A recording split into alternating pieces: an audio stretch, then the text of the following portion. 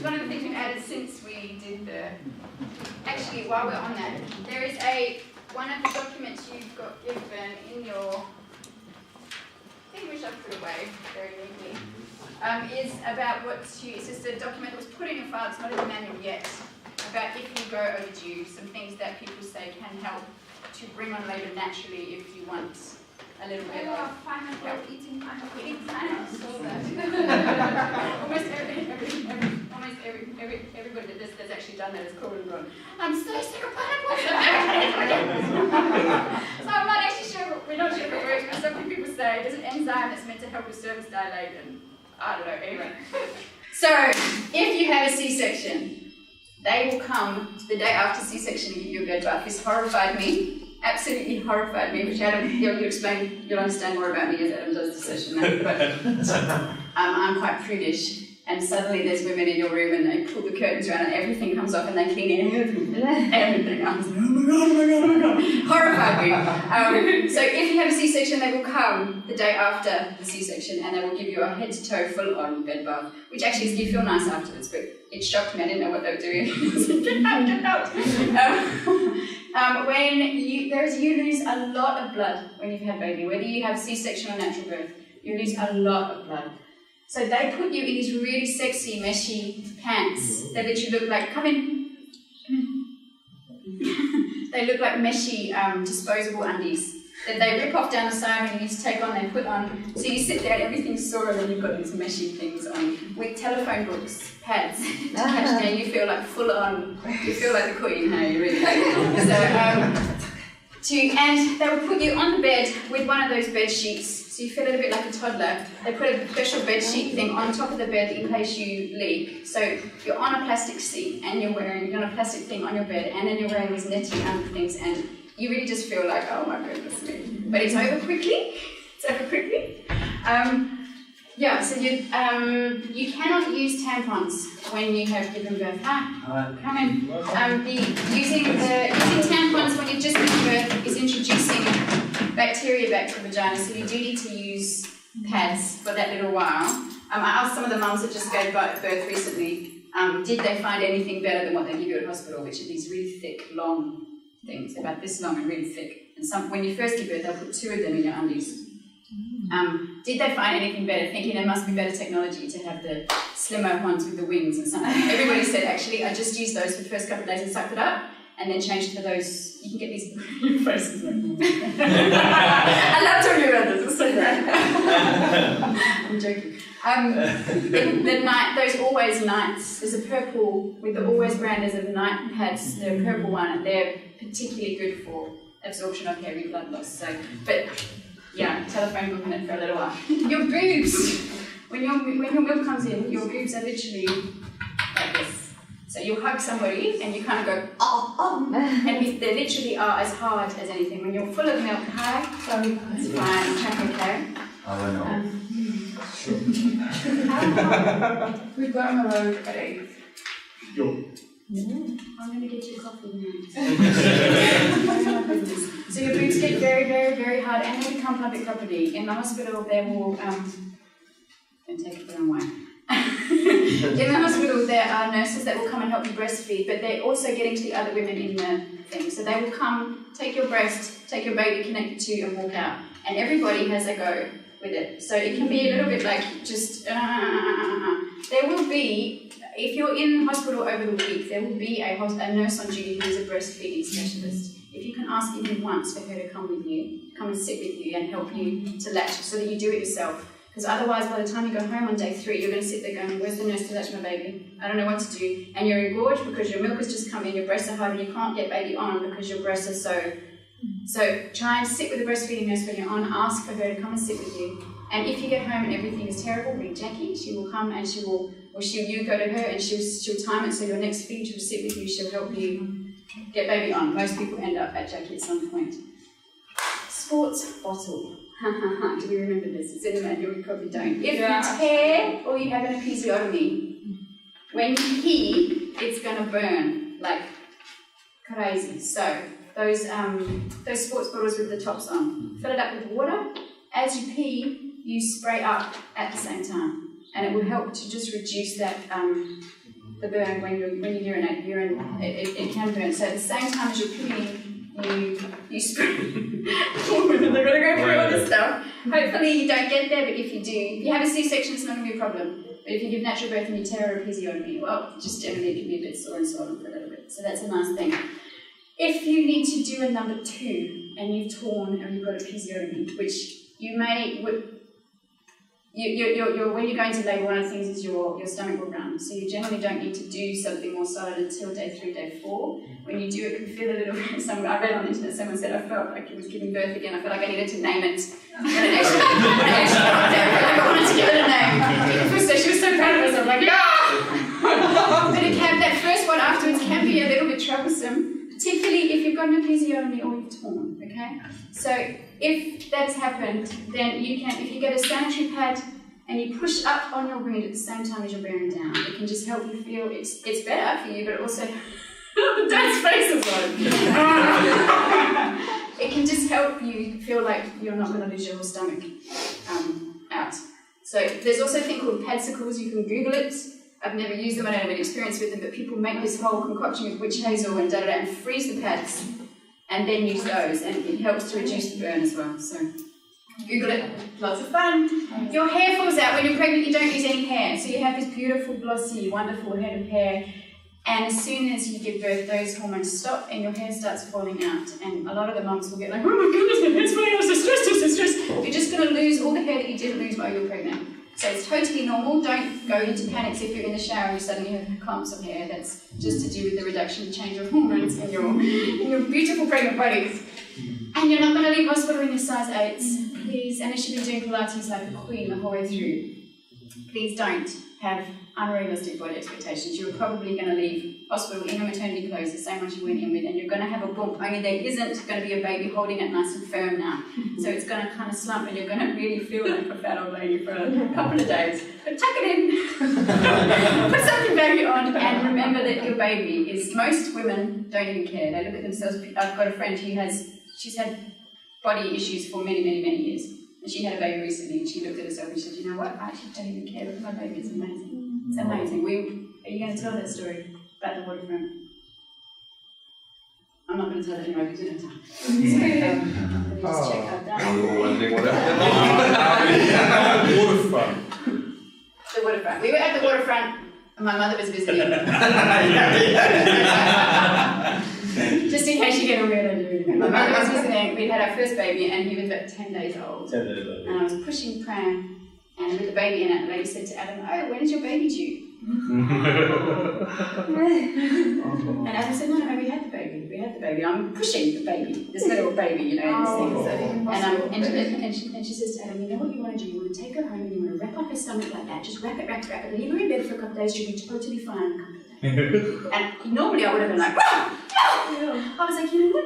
I don't even care. I don't care. This baby is incredible. It was at the wonder of the nails and the eyelashes and I did not care at all. And I pray that will be you too. Just like, bring it on. I'm amazing. My body is amazing.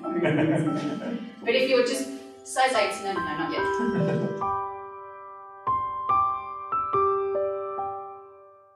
Okay, so this session is called Baby Proofing Your Marriage, and obviously this is an antenatal course, but what we do have here is it's a wonderful joy to see that everyone here is operating in team. So we've got 2 parts, and one of the things we like to do is talk about the fact that you were a husband before you're a father, you're a wife before you're a mother, and you're going to be a husband after your child has used all your money and gone on to find their career.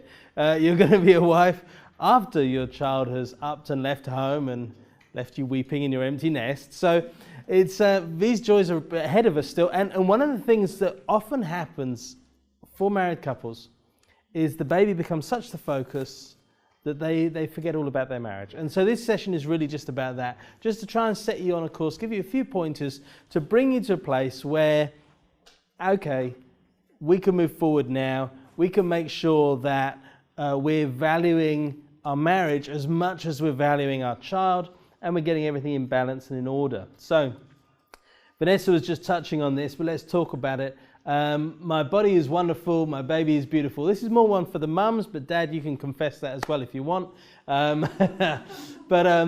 Yeah, as Vanessa was saying, sometimes the focus can very much become, oh my goodness, I've got to get back in my skinny jeans. And that's not really so important right now, because depending on whatever we focus our mind on is going to allow for us to either become quite depressed or quite full of joy. And if we're focusing on the fact that my body is amazing, not because it's but because it just made a baby, and if we focus on that side of it, then things like body image, things like worrying about what size pants we're in, all that stuff fades away in the light of this other greater wonder. And so that's really important. And to focus on the fact that your baby is beautiful. It's an amazing thing that's just happened in your world, and now this baby has come, or your several babies have come, and and so now you're juggling with a whole load of new tasks, and that's wonderful. The Bible says that children are a gift from the Lord; they're a reward from Him. So no baby is punishment.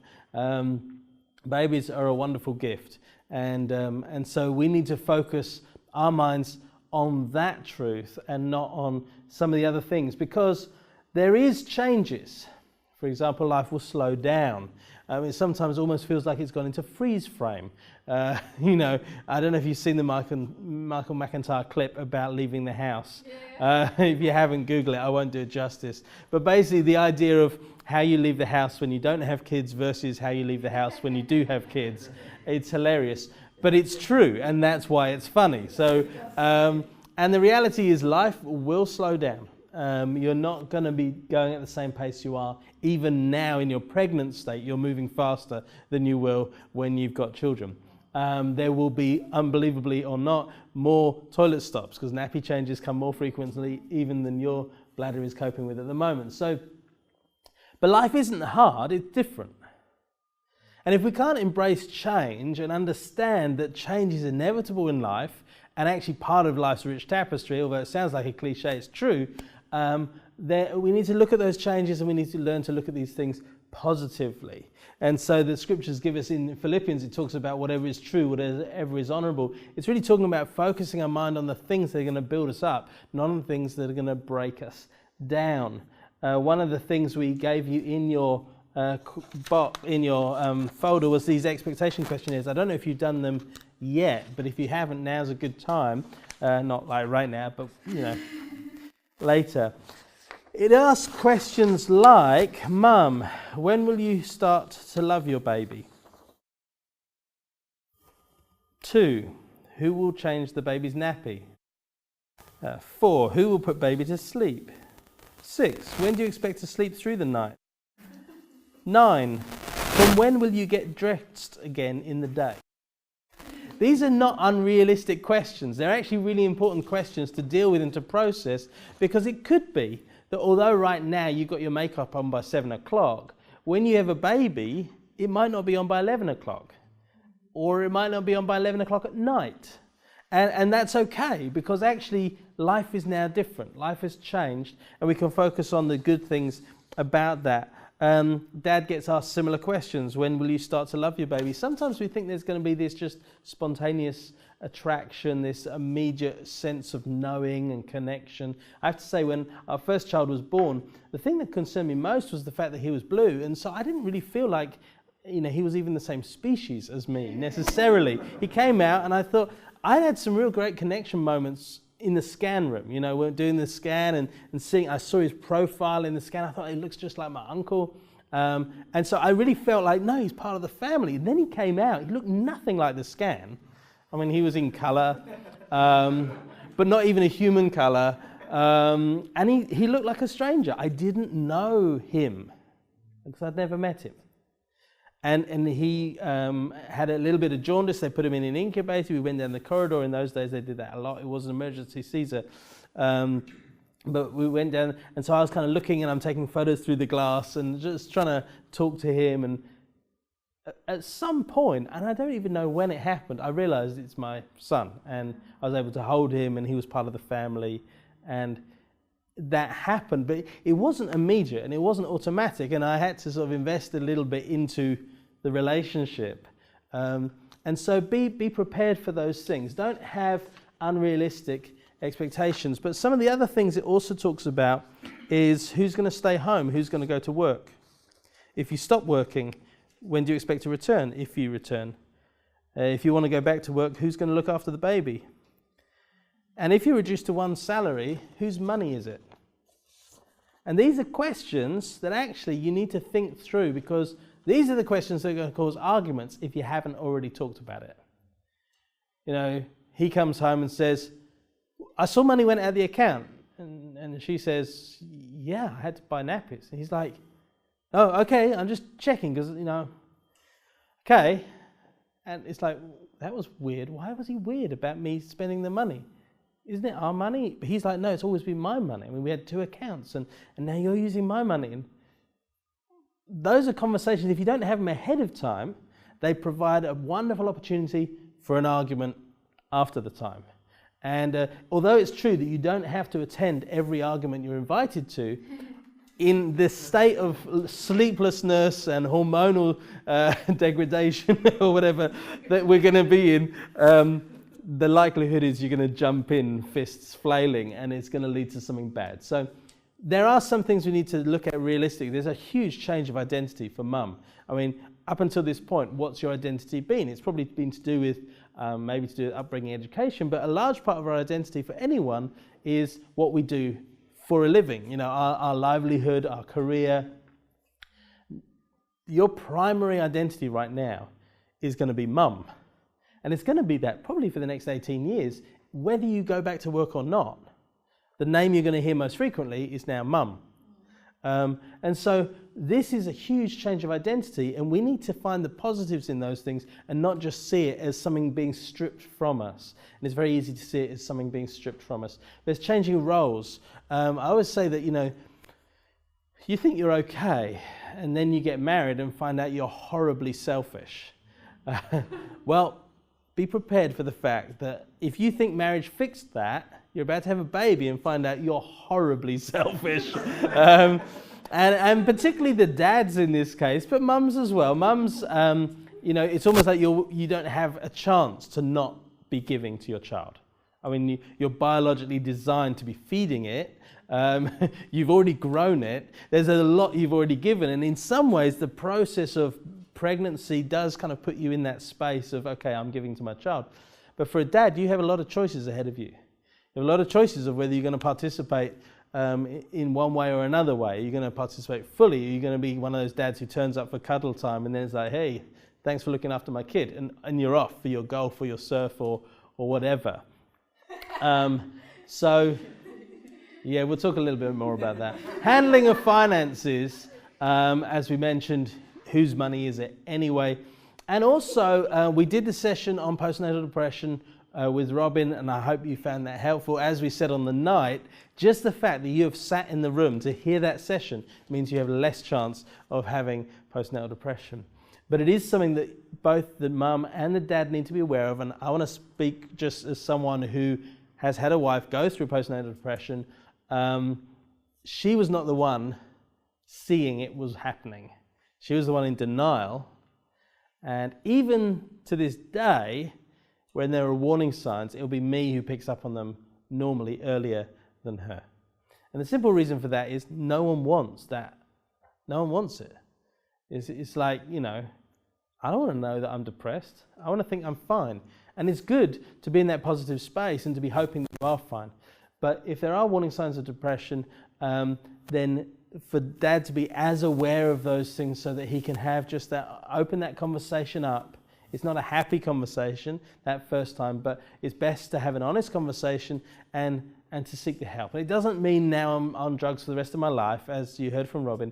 It could just be a couple of sessions of therapy or just changing diet or something, taking care of yourself better, not staying up and watching series between the midnight feed and the 3 a.m. feed. Right, go to bed, get the rest you need. So there could be things like that, but yeah. Don't disappear. It takes a village to raise a child, so goes the African proverb. And it's true. When you isolate yourself, You isolate yourself. How's that for profound? You become isolated. And so you don't want to isolate yourself from family and friends. There's a few reasons for this. I'll go into those. You don't want to drop out of community or church attendance or any other kind of groups of people. So obviously if it's a running club, you're going to drop out, right? But maybe they do an end of year and you can still turn up and show everyone your baby, and that means that those people remember you exist. That's the primary reason for still attending that thing.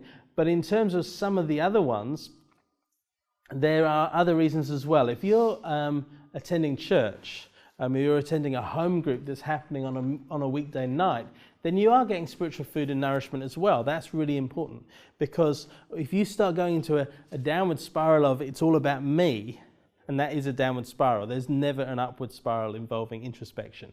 Okay, so it's always a downward spiral if you're looking at yourself all the time.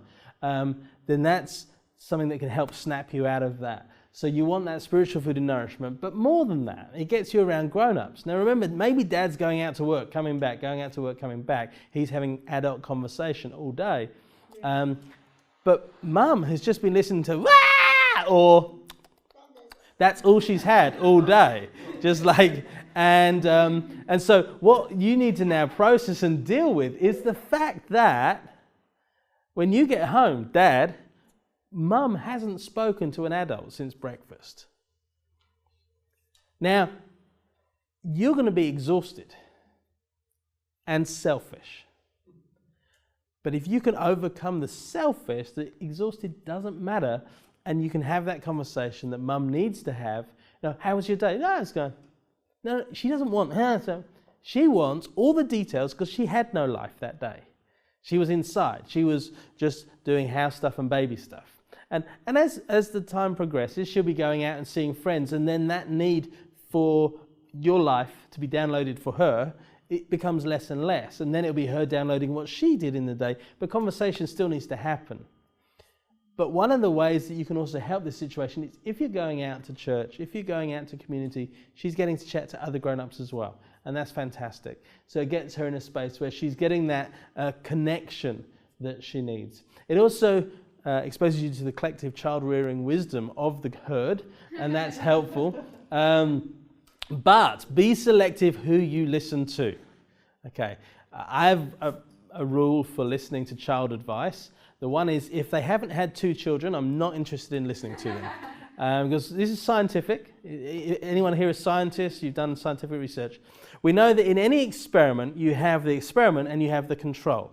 Okay, so the experiment is the one you've added the whatever it was to see what the reaction would be, and the control is the inert. There's no alteration made.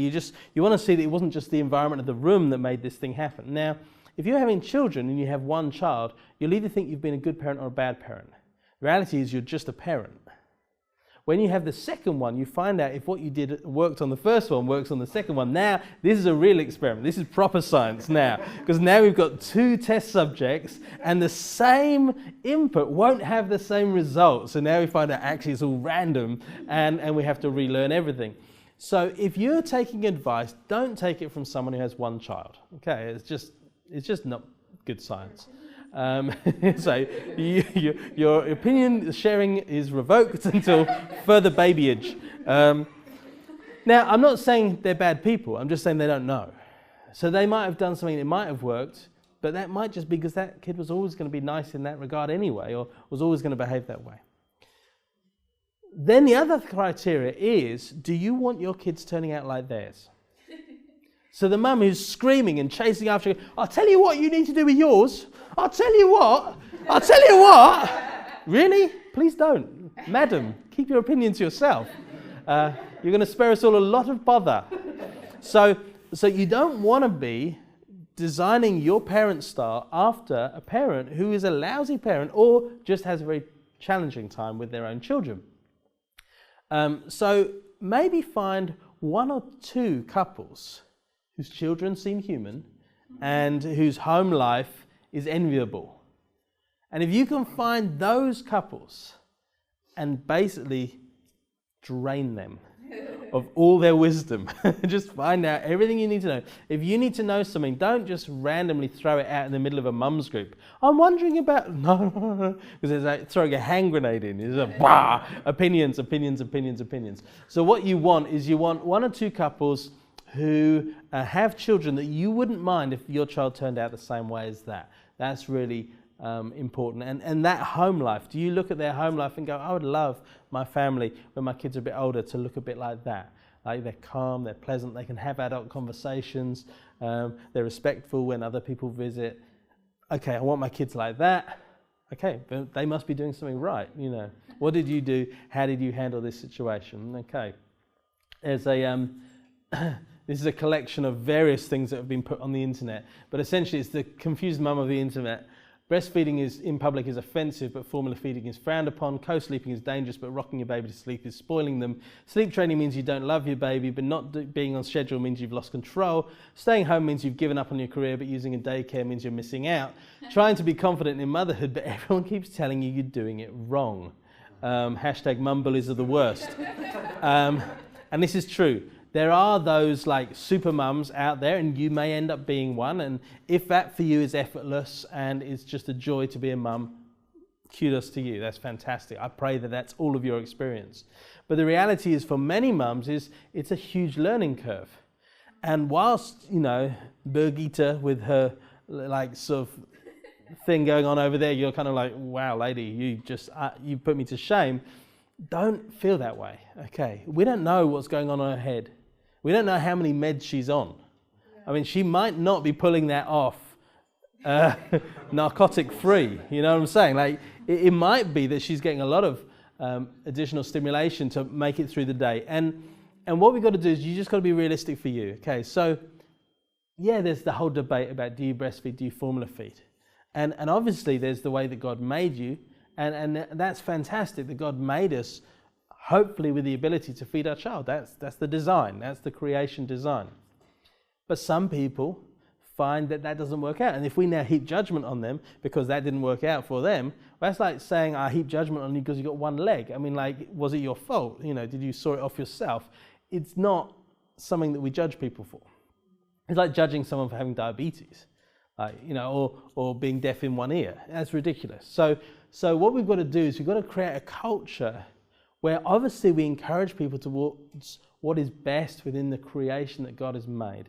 Recognizing, as we spoke about when we talked about expectations before, the other session I did before the videos, that we do live in a fallen world. There is increased pain in childbirth. There are challenges that we face that were not part of God's very good creation. And so sometimes we've got to make a plan. And if part of your experience is making a plan, go for that. Take the advice of medical professionals and take the advice of those one or two parents that you respect and look up to, and make the best plan you can for your situation, and don't be condemned by those around you who look like they're doing it better, but are actually just dealing with their own stuff as well all the time. So talking again about coming to church or community,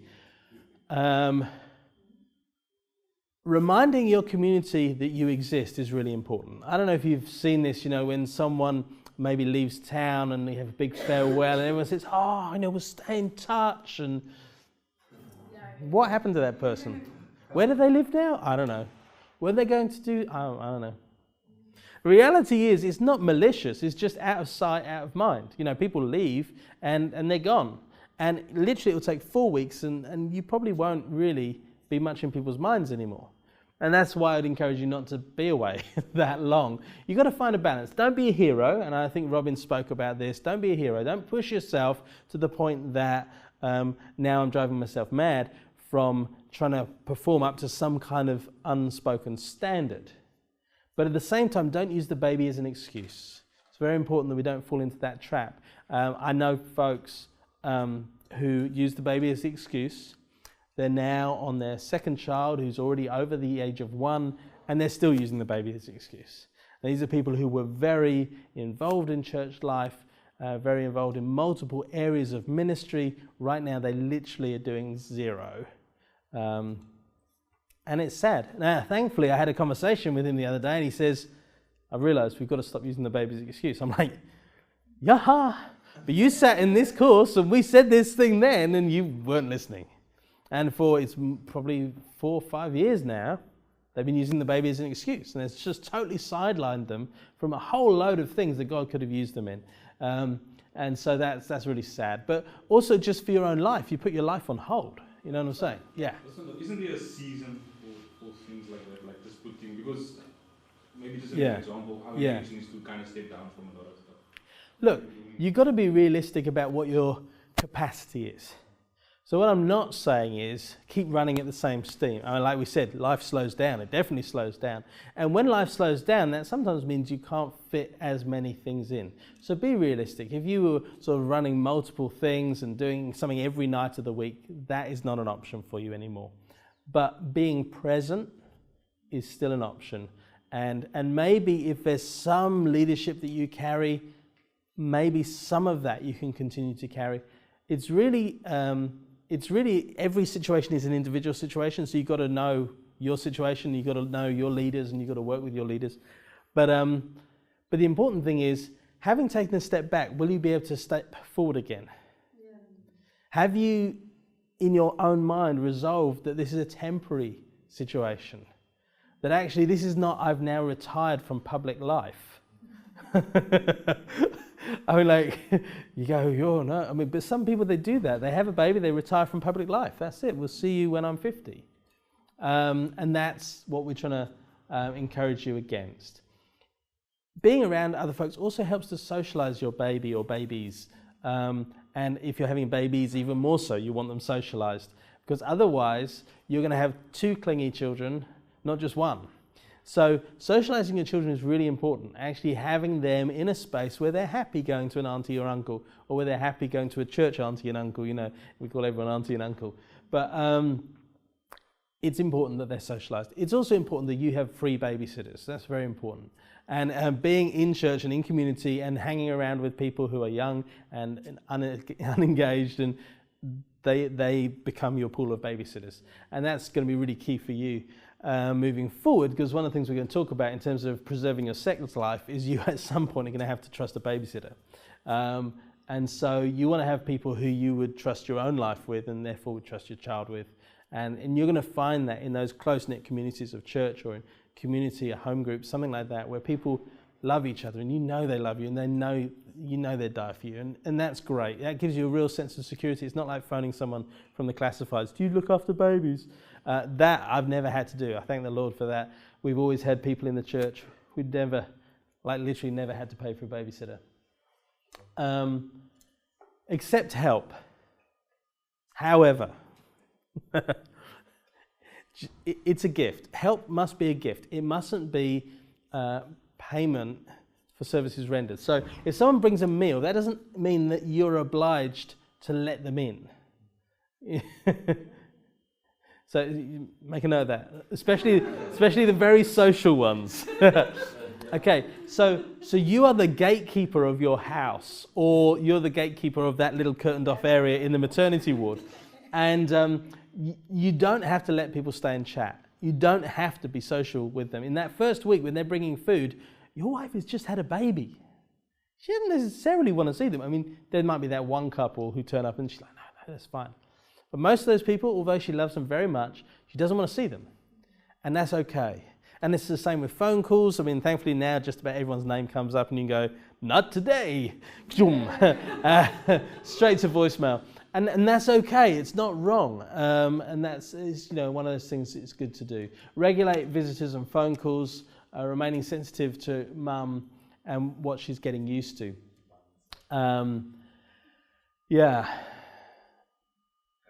Yes. How would you handle that situation where your wife is tired, she doesn't want to see anyone? Yeah. How would you explain that to the people wanting to come in? I'd say my wife is tired and doesn't want to see anyone.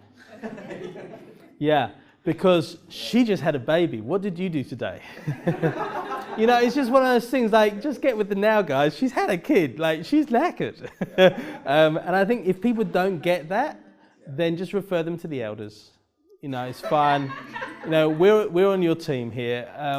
If people can't deal with dropping off a meal and not being let in, then they have very fraught things in their heart and they just got to process, you know. So really it's just a question of, it's fantastic you brought us a meal, thank you so much. And you just got one hand on the door and one hand with the bowl. And thank you so much for coming, guys. I wish I could let you in, but she's just in the middle of a feed, but we'll see you Sunday. That'd be great. Thank you. Bye. And you can even practice that before they come. There's the one hand on the door, the one hand for the food, and you just, that's the motion. You want that motion. You don't want to get their hand with the food trapped outside. So you just got to time it right. But honestly, you'll get very good at that. And it may only be a few days that it's like that, but it might be a week later or 2 weeks later. Suddenly there's a day where you need to be back on it. You need to be vigilant again and helping her through those moments. So it's not wrong to turn away visitors. It's not wrong. We're going to take a commercial break here, just for your amusement. What we want to talk about is we want to talk about how dads can get involved. There's certain things that dads can't do. Obviously, breastfeeding, I would say that's the primary one. But pretty much everything else, actually, dads can get involved with. So there's the nappy changing, the putting down to sleep, the night shift, the baby's crying and I don't know what to doing. All those things, dad can be involved with. Bath time is a fantastic time for dad to get involved.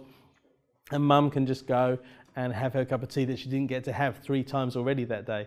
Every time she went and boiled the kettle, then the baby needed something every time. And then that water's been boiled, there's almost no oxygen left in it. It's just hydrogen. This is a really important part of teamwork here. So it starts in the hospital, and we'll talk a little bit about how you deal with the actual delivery and dads in delivery. But begins with the show and tell in the hospital. So one of the nurses is going to come and do a demonstration of how to bath baby, how to do nappy changes. Mum might still be on drugs at that point. So dad, you need to be the one paying attention, because it might not be that she remembers when you get home what the lady said. So it's really important. Just being in those moments together is helpful. Hopefully you've been able to share the experiences of some of the gynae visits and some of the scans, and any opportunity for a shared experience helps put you on the same track, helps put you on the same page. That's really important. Dad, watch out for boob envy. I know they were yours up until now, but they now have to be shared with these new arrivals. And it's a real thing. You can actually just find yourself a bit like resentful of this intrusion into the life that you once enjoyed. So although it was your fault it happened, you still don't always make that, jump to that conclusion in your mind. But mum, on the other side, don't forget it's his baby too. So someone mentioned bath time. Don't tell him he's doing it wrong. You both were there in the hospital. You've both been doing this as long as each other. If he wants to bath the baby and ends up with water all over the floor, as long as the baby's happy and alive, let him do it that way, and then he can clean it up. I mean, you're going to be feeding later, he can get the mop out. That's if it's nappy time, nappy changing time, don't tell him he's doing it wrong. Let him work that out for himself and laugh about the results. Because the reality is when he's sat there with like a full sprinkler system down his front, he's going to realize he got it wrong, and that's fine. And you're going to see the demonstrations this morning of some of the tricks. I just always change the baby sideways, side on. And that way, anything that happened went that way. And that's fine. But Vanessa insisted on doing it this way, and she ended up with brown streaks and all sorts going on. Mum doesn't always know best, and work it out as a team and allow each other the space to do those things and do them well. Remember, you are on the same team, and so you want to act that way and think that way at all times. You both want the same result. You both want baby to be well and healthy and to thrive and to develop according to the markers that you have on your birth chart, your health record. So think the best of each other. Listen. Don't assume what the other one is saying. The Bible says in Proverbs, he who gives an answer before he hears, it is folly and shame to him. Most husbands are in the habit of doing this already anyway. The wife starts saying something, oh yes, you're blah, blah, blah, blah, blah, blah, blah. Not only have you finished her sentence, you've also answered the wrong question. That's not great. And in this moment, it's even worse. So it's never good to do that. It's folly and it's shame. Actually, it's a shameful practice to answer someone's question before you've heard their question, because you're not allowing them to express themselves. But even more so in these moments where you're both super tired, you're probably quite grumpy at moments, not all the time, hopefully. I mean, there's joyful moments, but you know, when you're tired and you haven't had food and you get a bit hangry, what you don't want is someone like just answering the wrong question. Oh, that wasn't what I was going to ask. And then it's like, whoa, okay, out comes Mother Bear. And that's not so good. I did hear someone say, you know, if you get to that situation, you just retreat slowly and throw chocolate. But the problem is if you're breastfeeding, you can't do that. You'd have to be like sort of, I don't know, some other healthy treats. So be grateful. Be grateful for everything. If one of you has done something, say thank you. You know, you take out the nappy bin. Oh, thanks, love. I saw you took out the nappy bin. You know, or you know, you go and fetch her a cup of tea. Oh, thanks for the cup of tea. So remember, you're running on minimal sleep, and both of you might be getting cranky. Okay. So you're a wife before you're a mum. We've said that. A husband before you're a father. Don't divert affection from one to the other. So one of the things that we experienced with our first, and I honestly didn't know it was even happening. About 6 months in, Vanessa says to me, I think what you've done is all the affection you had for me, you've just taken it and given it to our child. And all the time, all the attention, I went, "Yo."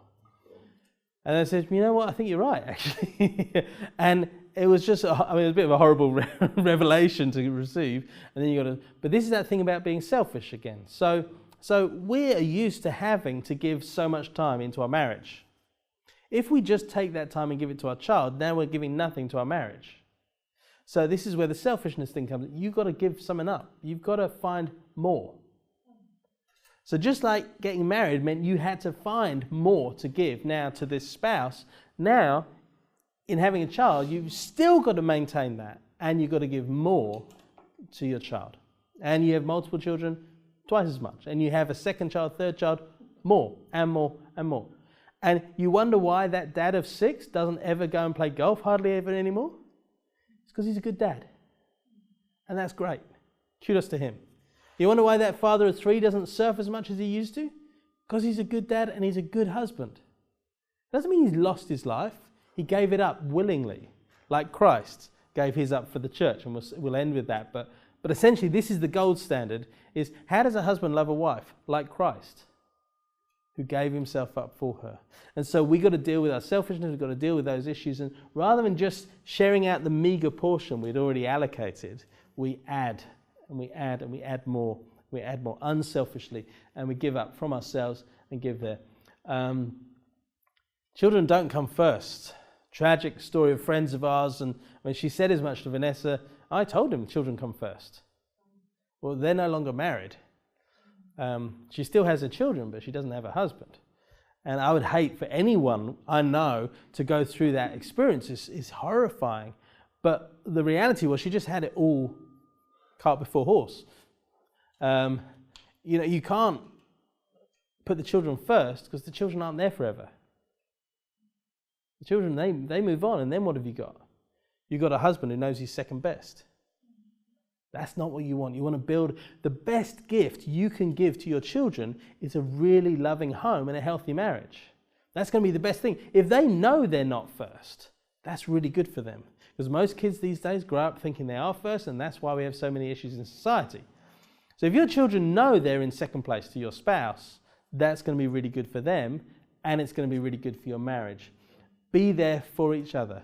So those doctor's appointments and things, if you can. If you can't, make it up. Okay, make it up to them emotionally, is what I'm saying. Be there for each other. Don't drive a wedge between each other. Okay, we've got just a small video here which we think might minister to some of you. We'll do another song.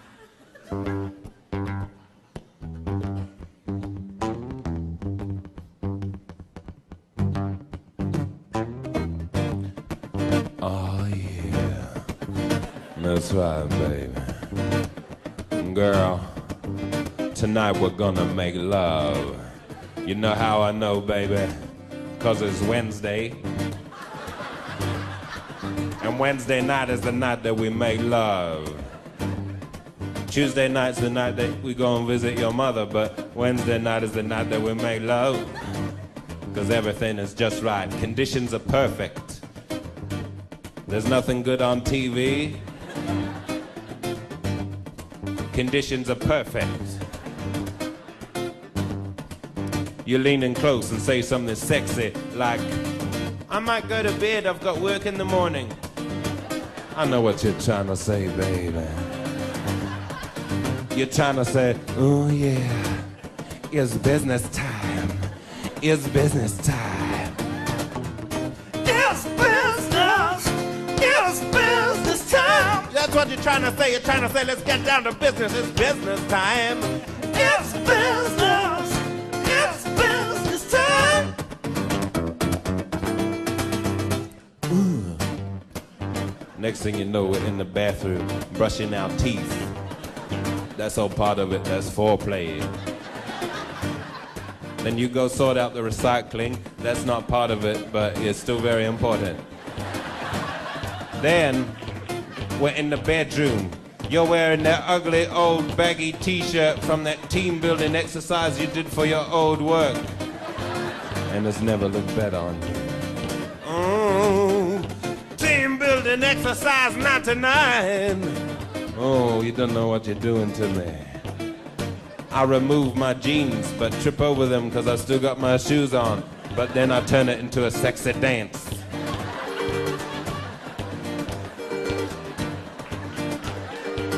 Next thing you know, I'm down to just my socks. And you know when I'm down to just my socks, what time it is. It's time for business. It's business time. It's business. It's business time. You know when I'm down to just my socks, it's time for business. That's why they call business socks. It's business. It's business time. Ooh. Making love for two, making love for 2 minutes. When it's with me, you only need 2 minutes, cause I'm so intense. 2 minutes in heaven is better than 1 minute in heaven. You say something like, is that it? I know what you're trying to say. You're trying to say, oh yeah, that's it. Then you tell me you want some more. Well, I'm not surprised. But I'm quite sleepy. It's business! It's business time! Business hours are over, baby. It's business! It's business time!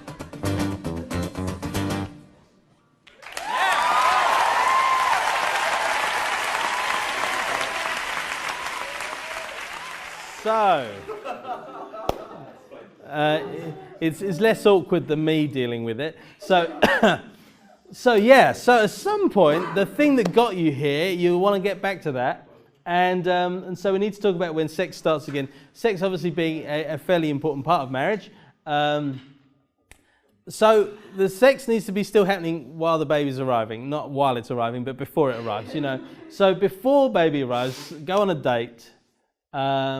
If you know your due date, then, you know, try and get it as close to that as possible. And then go home and have sex as many times as you want. Because that's not going to happen again for a while, okay?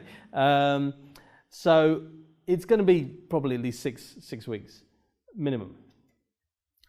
During delivery, you know, we talked about, like, you know, brushing your teeth is part of foreplay.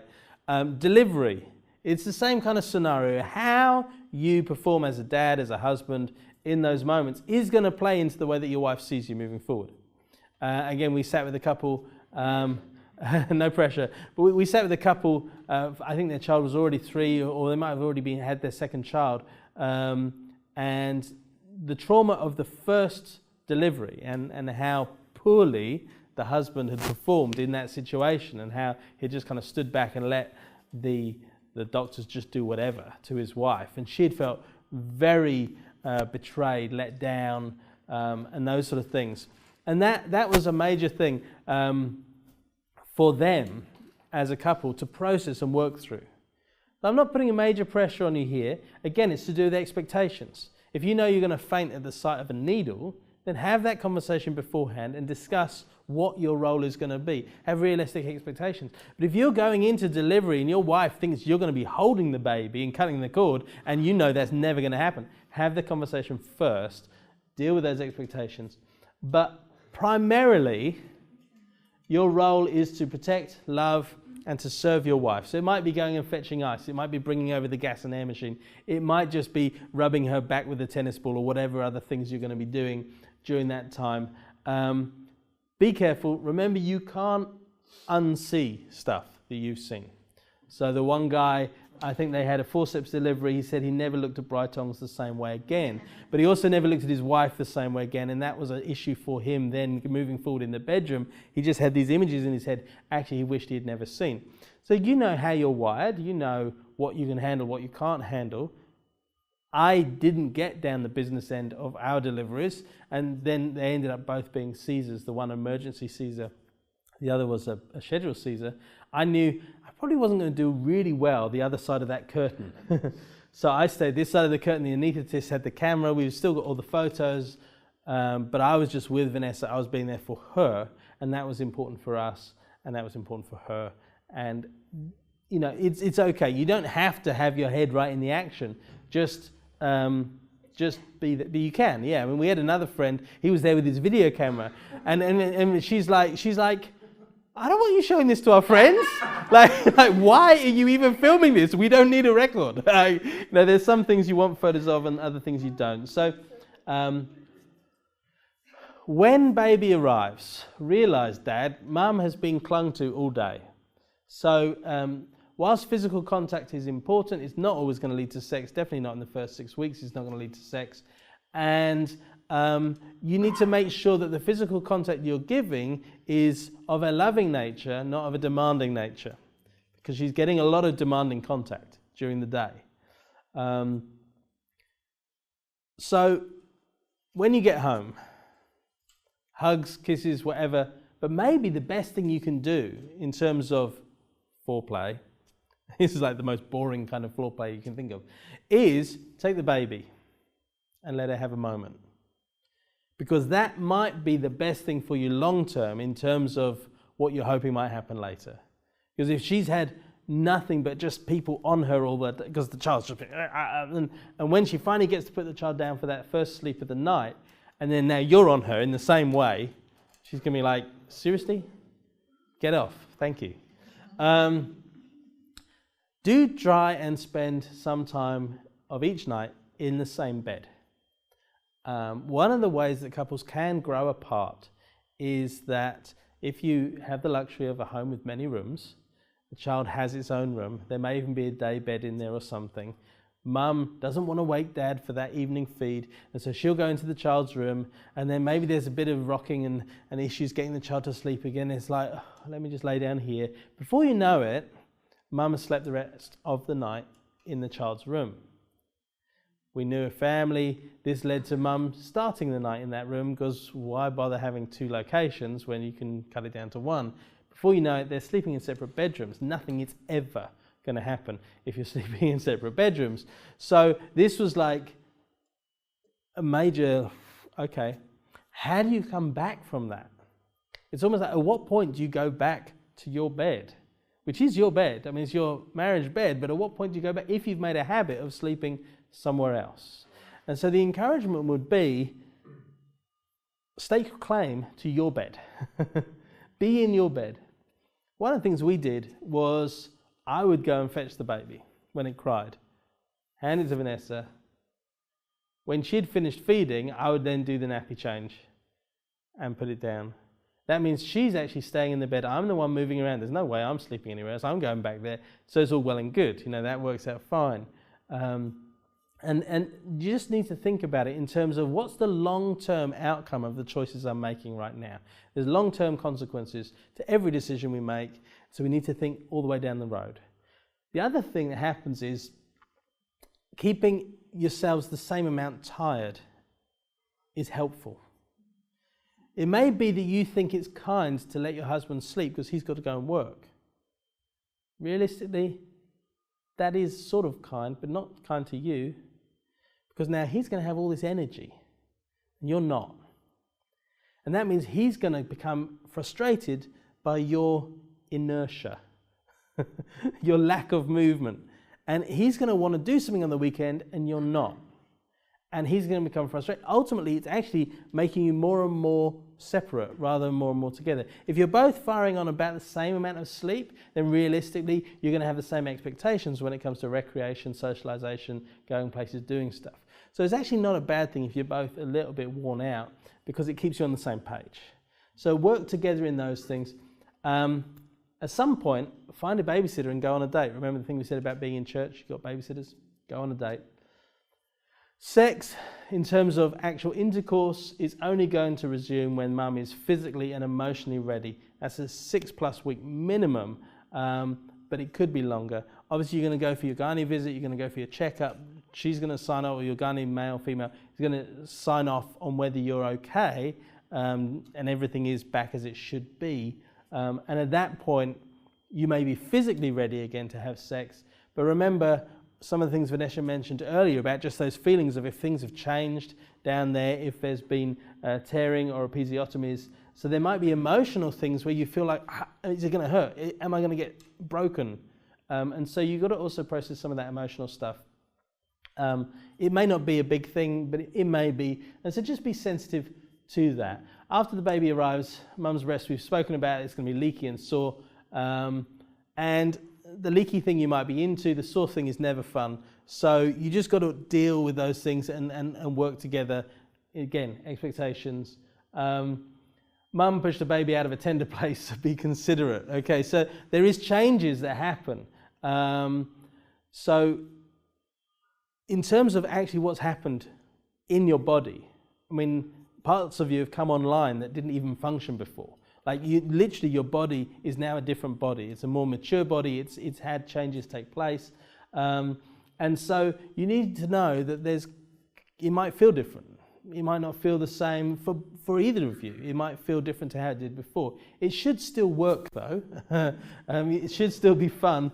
And so, but begin gently, even if you know it's safe. Fear of pain or damage can be very real, especially in first-time mums. So again, that's an emotional thing, so you're dealing with the fear.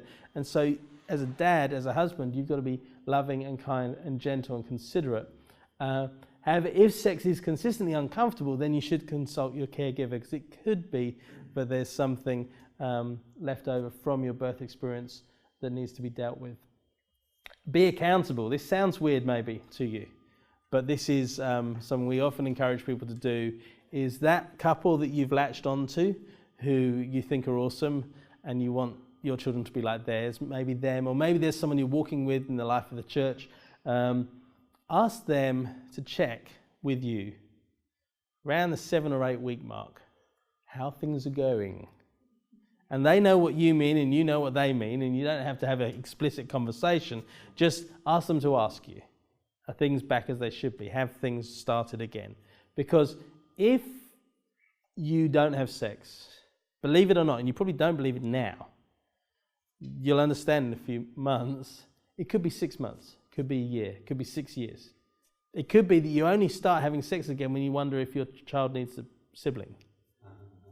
It's possible. It's happened to people we know who have done this course and sat in these chairs. So just so you know, it seems crazy right now, but life changes, and so that's one of those things. Final word to dads. I did mention this already, but you, husbands, must love your wives with the same love Christ showed the church. He gave up his life for her. That is the gold standard of husbandry, but it's also the minimum standard of husbandry. It's the lowest standard you can achieve, and only go up from there. Don't ever try and do less than that. Give up your life for your bride. Okay, so your bride right now is producing your offspring. She's doing a lot of work. What are you doing? Work hard for her. Love her. Be there for her emotionally. Be there for her physically. Don't just expect her to be there in that way for you. This is the gospel. This is the gospel that we understand in Scripture, that Christ came to die for us. And we weren't in a place where we could help him. We weren't in a place where we could make the situation good for ourselves. In fact, we were in a fairly hopeless place. And I'm not saying that a mum with a newborn baby is hopeless, but it is definitely a vulnerable position to be in. And what the Bible says about Jesus is that when we were still dead in our transgressions, sinners, when we were still far from God, separated from God, he gave himself for us. It wasn't because we thanked him. It wasn't because we were nice to him. It wasn't because we even liked him at that point. We didn't. We were angry and confused and rebellious, and yet he loved us. And so for us who know Jesus, that's why we love him so much. The Bible says he loved us, and we love him because he first loved us. And that's the standard that's set for a husband. So if your wife is angry, confused, rebellious, she's shouting at you, throwing things, growling, love her and lay down your life for her. That is the gold standard, but it's also the minimum standard. For mums, the Bible also has words of comfort.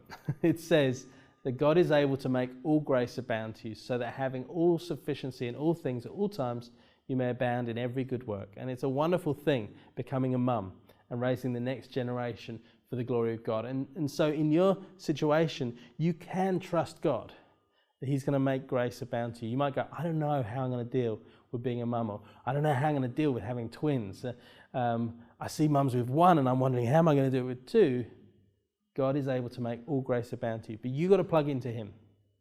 So you just plug into him. So don't forget to spend time with Jesus. Don't forget to spend time in worship. Don't forget to read your Bible from time to time and spend time with him. Spend time with people who love him, who are going to encourage you with godly counsel, godly wisdom. Not just go, oh, read this in Cosmo. I think it might help.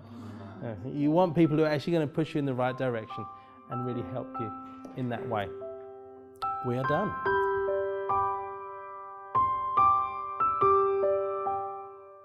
Okay, so what we're going to do now is I'm going to do a practical demonstration how to bath a baby, change a baby, cord care. I know the grandparents, thank you for staying, those of you that chose to stay. I know you've done this, okay?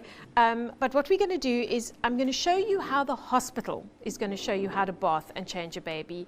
There's no right and wrong way on how to do it. And with your first baby, you're going to probably be militant about this is how we kind of change a nappy and do this, and bath a baby. And with your second one, it goes out the window. And you actually just don't do that. So we all tend to have like a special bath for baby with our first baby. With your second baby, this bath is going to become a dog bath, or it's going to become, I had one person fill it full of ice, and they had a party and they had like Cokes and Fantas, and you're going to find amazing uses for this bath. But for your first one, we tend to have that. Okay, so what's important is that you've got a change mat, a place to change baby. Never ever take your eyes off a baby, because at some point they start to move. And at some point they end up falling on the ground. So if possible, if you turn away, put your hand on baby so that baby doesn't fall off. Then we have a place to bath the baby. So it can either be a baby bath, or you can bath a baby in a normal bath. With my second baby, I bathed her in the sink. I washed the sink, not the kitchen sink, but the bathroom sink. And that was a fantastic little way to bath a baby, so that can also work. The water. Did you use the kitchen sink? Oh, there we go.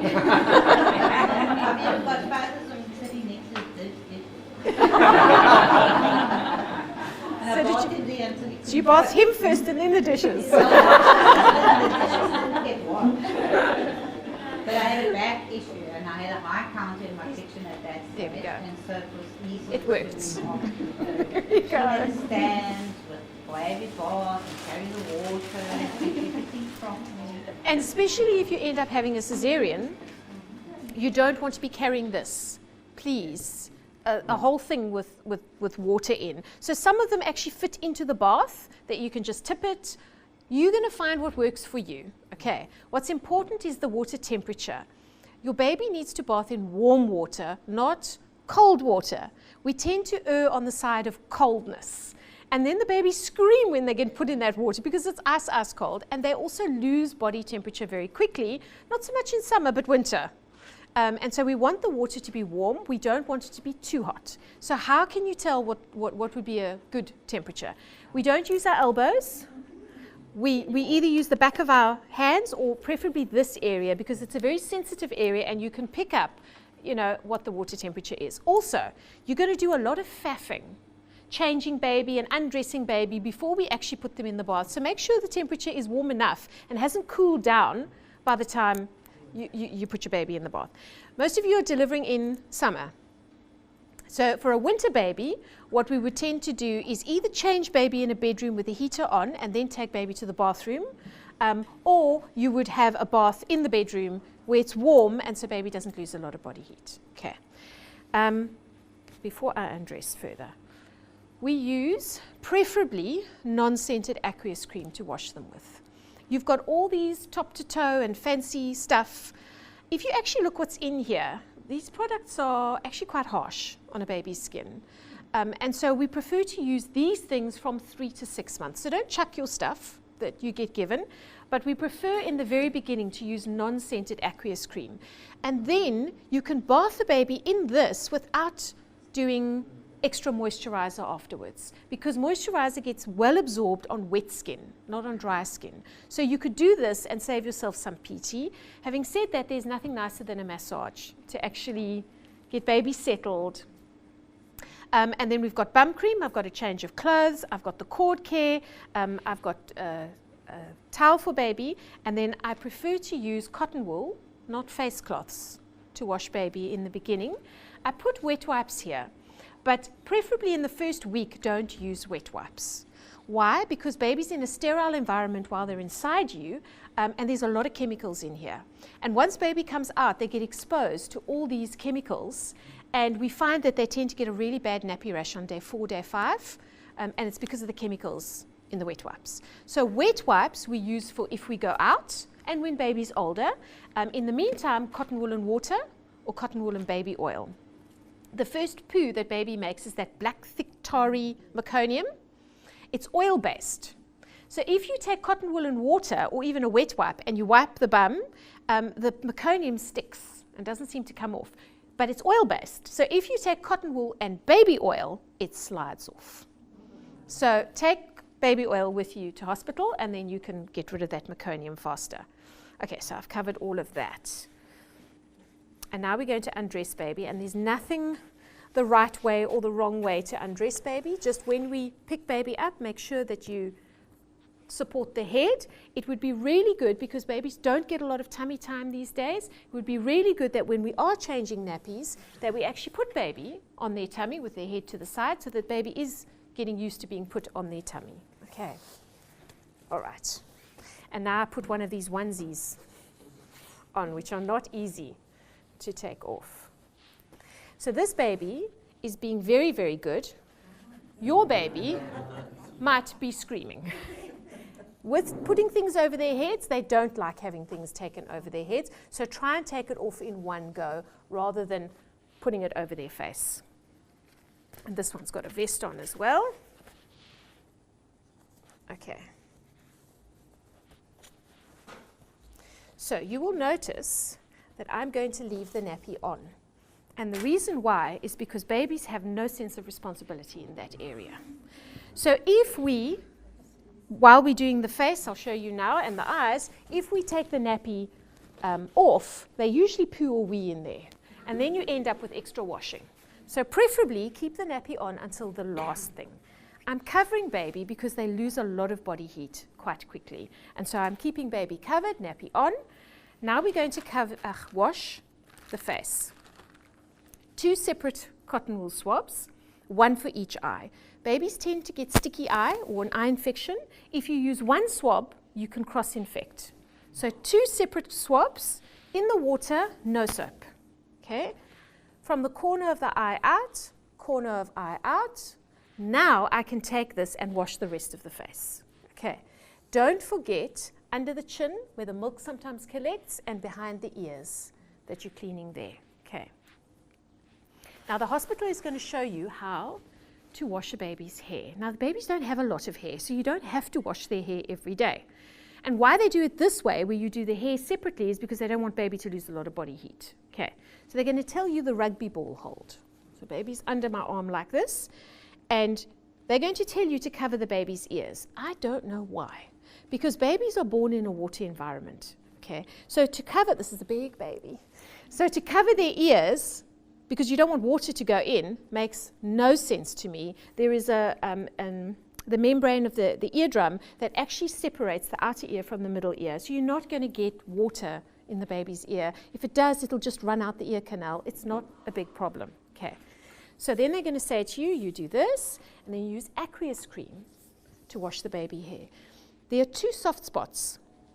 You've got the front fontanelle, and then you've got the back fontanelle. Sometimes it kind of moves, or it does this. It can look quite funny. Sometimes it can bulge or go in a little bit. Don't squeeze or push on that area, but you can still wash nicely around that area. Okay, now we rinse. Then they're going to tell you to dry baby's hair very, very well, again, if they have hair. Again, just so that we are not losing a lot of body heat. Now we're going to get to the nappy area. So we open the nappy. If it's a boy and you lift it up and the penis is standing upwards doing this, close it, because we're about to wee. Okay. I couldn't understand why every time I changed my son's nappy, I got hit. Usually took about 30 seconds to a minute and I would get hit. And then I watched my husband the one day and I watched how he changed the nappy. And he would loosen the nappy and he'd go, oh gosh, I need wet wipes, and oh gosh, I need this. And so he'd start faffing. And the cold air would get in the nappy and hit the penis, and then he would wee. And the nappy was on, and so my husband never got hit. So I clicked onto this and I realized this inefficiency works. Okay. Then, when you open up the nappy, if it's a poo nappy, what we tend to do is we leave the nappy open. Now you're going to laugh, but you're going to do this. And then we take our cotton swabs and we wipe, and inevitably we drop a foot. Now there's poo everywhere. There's poo on the feet, there's poo everywhere. So what I suggest you do before you do that, the top part of the nappy is wee. That's where the poo is. So you take the nappy and you use the top part to wipe the excess off. And then you fold it like that. Now the poo's contained. Okay. Now you take the cotton wool and you wipe from the top down, whether it's a boy or a girl, from the top down. Now I don't know where to put this. So inevitably we put it somewhere there. Now your workstation is full of poo, everything. Don't do that. Wipe, down, leave it there in the nappy. Next one, wipe, down, leave it there. Pull the nappy out, roll it up, and the mess is contained in the nappy. Okay. Now, the hospital is going to tell you that you need to soap baby down here, and then pick up a soapy baby and put them in. No sense to me either. And have you ever climbed into a bath, stood up, soaped yourself off, and then climbed into a bath? It just doesn't make sense to me. So I prefer to bath baby in the bath and soap down in the bath. How we pick up, if I pick up like this, I have a greater chance of dropping baby. So I let baby rest on my forearm. I grab the furthest arm, the furthest leg. Baby can't drop. I've now got a really good grip on baby. Then we put them in the bath. Now usually they're screaming there. But the minute you put them in the bath, they're quiet. And the reason is because they've come from a water environment. They're going back into a water environment. This is familiar. So they love this bath time. So for the minute or two that you have them in the bath, they're quiet. If they're not quiet and they're flailing like this, take their hands and give them boundaries so that they feel secure, and pull them up against the side of the bath so they can feel a boundary, and usually they stop crying. Okay. And they love the sound of the water.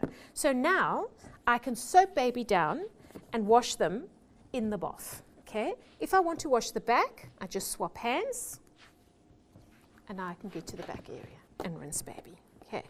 So now when we've bathed baby, watch this. All the dads, shake the babies. So this is now a good opportunity to pick baby up and just cuddle baby and dry baby at the same time. And don't forget to wash in between all the little creases, between the toes, between the fingers, to dry those areas off very, very well. Okay, So now, if baby is screaming and they need a feed, you don't have to continuously like, okay, I've got to dress the baby before I can feed the baby. You can do a feed, one side, bath baby, put the nappy on, do the other side if you need to. You can also put the nappy on and pick baby up again. You don't have to be this continuous while baby's screaming. Okay, so let's take a new nappy. Picture side goes to the front. Okay. So some people ask me, how tight am I supposed to make this nappy? Basically, you pull it in. I'm not going to fasten it yet. You would pull it in and pull over, and the other side the same. Because I need to put bum cream on. But remember, they wee and poo. Well, they wee every 20 minutes. So you want to have the nappy on there as protection. Then you want to get your bum cream, and you want to wipe from the top to the bottom. Now my finger's full of bum cream, and now I'm trying to do this with this finger. Wipe your finger in the nappy, that's where the bum cream is, and now your finger's clean, and now you don't get bum cream all over the place. Okay. I also want to do the cord. So you can either get surgical spirits, which is what most hospitals would give you, or you can get something called Graze and Weeping Wound Powder. This stuff is amazing. You can buy it at Dis-Chem. I've even seen it up at Pick n Pay in Plattekloof. And it takes about 3 to 4 days for the cord to fall off if you use this. It can take a week or more, 10 days, for the surgical spirits. They've actually found that surgical spirits delays cord drying. So it takes longer for the cord to fall off. So if you use this stuff, the hospitals might object because they don't know what this stuff is. It's a natural antiseptic powder. So literally, that's what you do. So you're not worrying about getting it on the skin, and you do that a couple of times every nappy change, and within 2-3 days, the cord's off. If you're using surgical spirits, we'll pretend this is surgical spirits, then you would put it on the cotton wool, and you would have to try and get around the cord without touching the skin. It causes a slight chemical burn if it touches the skin. So it's only supposed to touch the cord. And then you get redness and swelling around the skin area. So make sure that if you're using surgical spirits that you don't touch the skin.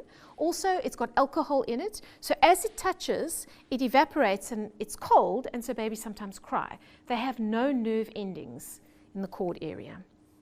So you're not hurting baby by using the surgical spirits. It's just because it's cold and it evaporates. Okay. And if you do get it on the skin? Then you would basically just next time not get it on the skin, and the body will deal with it. I suppose you could use some water, but basically just try not get it in the skin area. I had one dad who asked me once, what does that surgical spirits do? And I said, it dries the cord, makes it turn brown, and then she goes black and it falls off. And he looked at his wife, they were having a son. Don't get it anywhere in the nappy area, that could be dangerous stuff. Okay, so once you've done the cord care, we pull the nappy in tight, and then they've got beautiful nappies now with cutouts. I don't know if you've seen them, so that the nappy, the cord is on this side of the nappy and not in the nappy. And what's wonderful about that is because, especially if it's a boy and they wee, the nappy area tends to be wet, and then the cord is supposed to dry out and it stays moist. So we want the cord, what you can do is you can fold the nappy. If you don't have one of those cutouts, you can fold the nappy so that the cord is at least exposed. Okay. Okay, I'm not going to put a vest on, and then we're just going to put a baby grow on. So what do you do first? You put the hands on, the legs on, it doesn't matter. But what I do find is that if you put a baby's hand through like this, their fingers go like that. So I find it much easier to put my hand in the sleeve, grab their hand, and pull it over like that. I'm not pulling the arm, I'm pulling the vest. I'm just holding the arm, and then it's easier to get the vest on. And if baby's, or the baby go on, if baby's screaming, just pick up, calm down a little bit, and then we can carry on with the rest. Again, put my hand in and hold it. Now this is one of those lovely baby grows that is specifically there to confuse you. You just don't know where the poppers all go.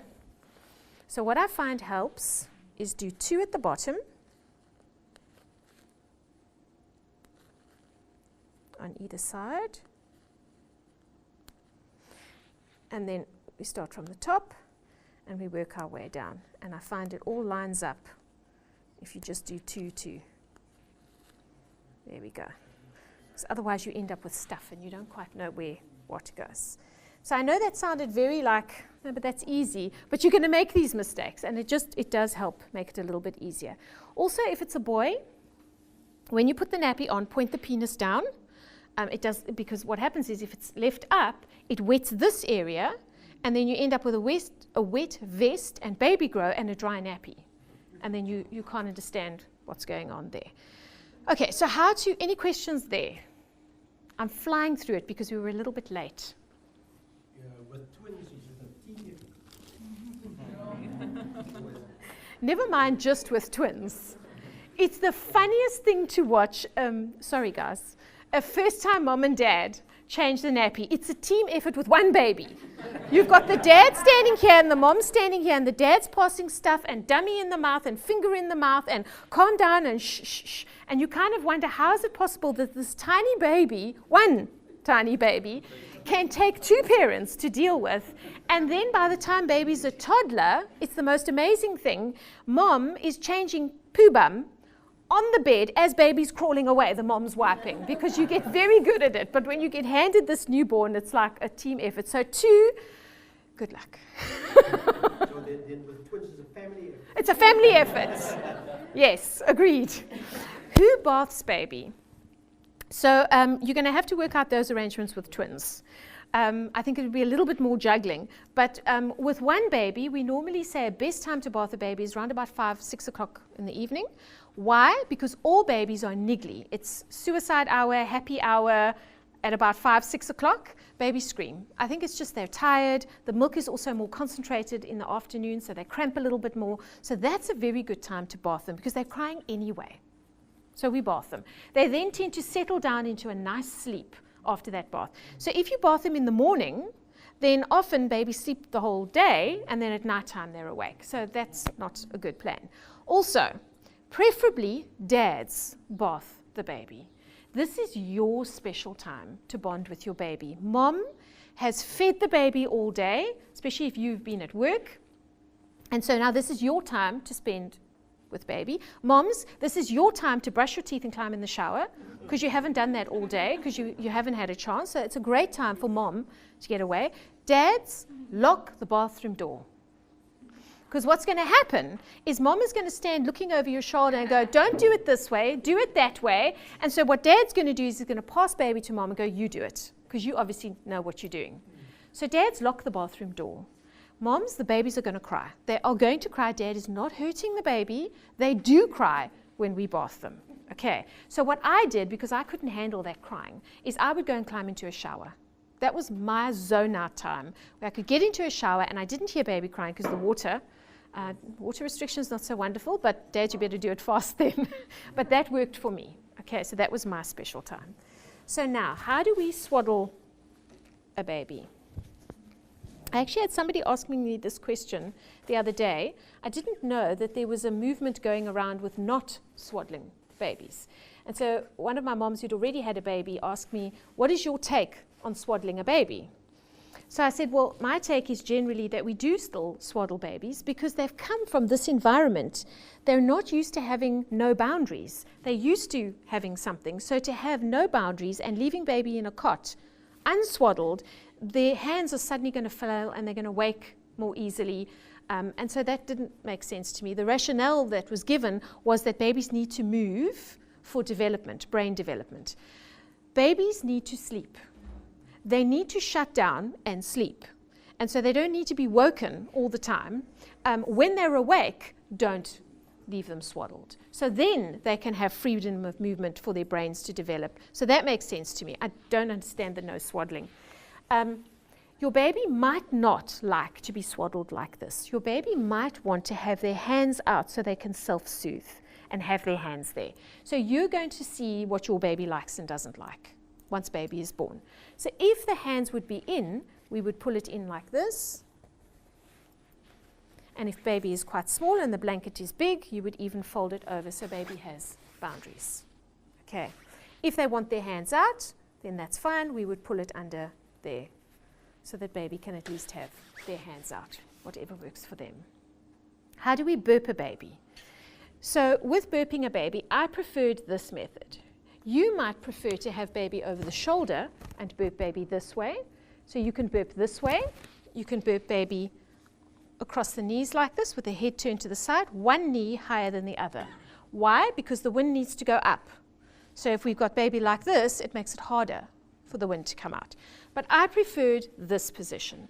So you're not holding baby here, you're holding baby there. So the chin is resting. And baby has got to be not in this position, pulled up, pushed forward. Okay? And why I did that is my first two had reflux. And I found that if I did this, I was icing coated down the back. Baby just vomited all the time. This I felt I had control, and I could have a lappy and stuff here to catch the excess. Where we burp is not here. We burp at the top over here, and we cup our hand like a physio does. So you don't slap, you're making that cup. And you've got to hit baby quite hard with a cupped hand. You're not causing any pain, because if you are just gently doing this, you're not going to get that wind out. And that wind has to come out so that it doesn't go all the way down and cramp as it's coming out. So I'm hitting quite hard. The head's going like this, and it's fine. You're not hurting the baby. Eventually, after like a few seconds, you'll start noticing babies doing this, where they arch almost like they're fighting. They're doing that because they're lifting themselves up to get the burp out. So often parents stop at that point and go, oh, I'm hurting. No, you're not hurting. Baby is trying to help you to get the wind out. So you carry on, and then usually you only burp for about a minute. That's all. You don't keep burping for hours and hours. You can alternate with sit-ups to try and shift that wind, and you can alternate with that and rubbing up, okay, to get the burp out. What do we do to stop a baby from crying? Your insides sounds like a vacuum cleaner. If you switch, or a hairdryer, if you switch it on, that's what your inside sounds like. So babies actually like that. We call that soft noise, white noise. There we go. So babies actually like that. So what we can do is swaddle baby, hold baby close, we rock baby, and we shh in their ear. That shh noise that we make, or shh, shh, shh, shh, is actually what it sounds like when the blood goes through your blood vessels. So we automatically actually make that noise. So you can, there's another one, I love this. If you hold the back of your head, I call this the baby's off button. And then you hold like that. You don't drop the baby, you hold the baby. And then you stand like this, and you rock from side to side, but at the same time, you're shaking baby like this. And their hands go like that. And actually, it's like a weightless feeling that they feel.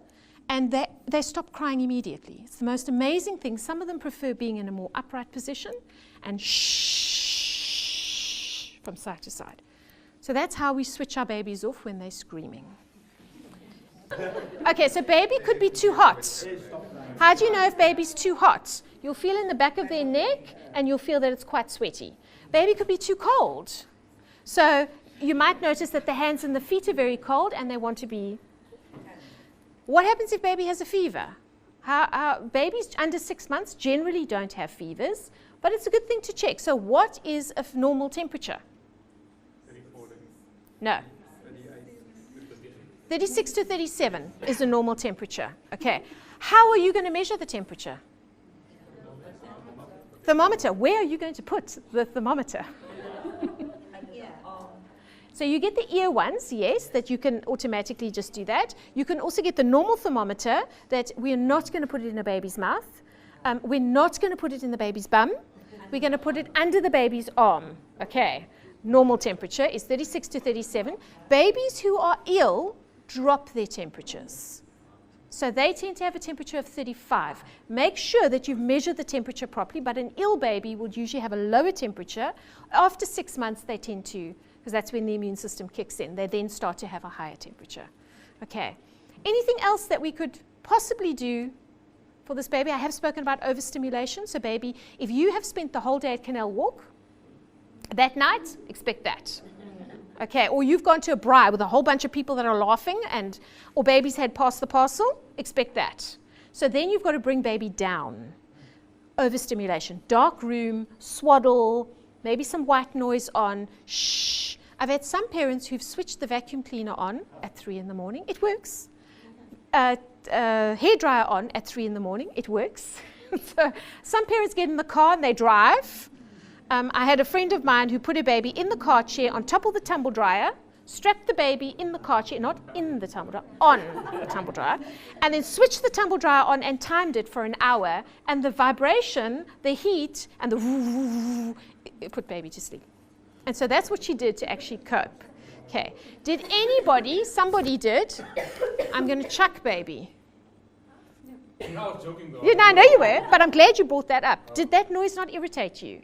Okay, now imagine if you're sleep deprived and you're functioning on a few hours sleep. Okay, the one thing you must never, ever, ever do is that. Ever. You never shake a baby because it's called shaken baby syndrome. And what happens is, as the baby is shaken, they stop crying because they're being concussed. The brain is not stable in their head, so it's hitting the front, it's hitting the back, and eventually, as they lose consciousness, it's hitting all the way around. They detach retinas from their eye, and it causes permanent brain damage. Please don't ever, ever do that. So if you feel like you're needing to shake your baby, you walk away. If you were to do that, that causes less damage than that. Don't ever shake your baby, please. So if you ever feel like I'm losing it, I need to actually walk, you need to walk away. And I did that once because I thought I'm going to kill this child. I literally felt like I wanted to chuck him against the wall. So if you do that, put your baby down where they're safe in a cot, close the door, even with them screaming. Close the door, walk out and go phone somebody and tell them to come and help, because baby's in less danger in a cot on their own than they are with you in that state. Often, by the time you've closed the door and walk out, you've calmed down enough to go, what am I doing? And often that's just enough to click you out of it, but still, I phoned a friend. And I said, come help me. I'm not coping. Okay. Let's ask a question. I've had friends who allow their baby just to cry out because they said they fed them, they've cleaned them, they've washed them, whatever. Everything is done, so the baby's, to them, is crying for no real reason. Yeah. Is that a thing, or? We discussed that in the grandparents class, so I'm glad you brought that up again. Yeah, so basically, I don't believe in leaving babies to cry. Baby is communicating. Babies don't cry for no reason. So it's a form of communication. I am unhappy, I am hungry, there's something. Or the baby's in pain, or the baby's overstimulated and unable to regulate themselves. There is a reason why the baby's crying. So we do not believe in leaving babies to cry at all. There is a movement going around with sleep training, where they say you leave your baby to cry and you're training your baby to put themselves to sleep. Babies in the first 3 months cannot regulate themselves. They are the most vulnerable. They cannot burp themselves. They cannot do anything for themselves. So you cannot spoil a baby under 3 months. After that, you can assist them with sleeping, but it's not leaving them to cry. It's putting them down in a sleepy state. It's providing pressure, slight pressure on them so that they know that you're there. It's not talking to them. It's not making eye contact, turning them on your side. Shh. That would be sleep training, not walking out and leaving them to scream. What you're telling them is that you can cry as much as you like, psychologically. I'm not there for you. And psychologically, it's been proven that if you teach a baby dependence, they learn independence, not the other way around.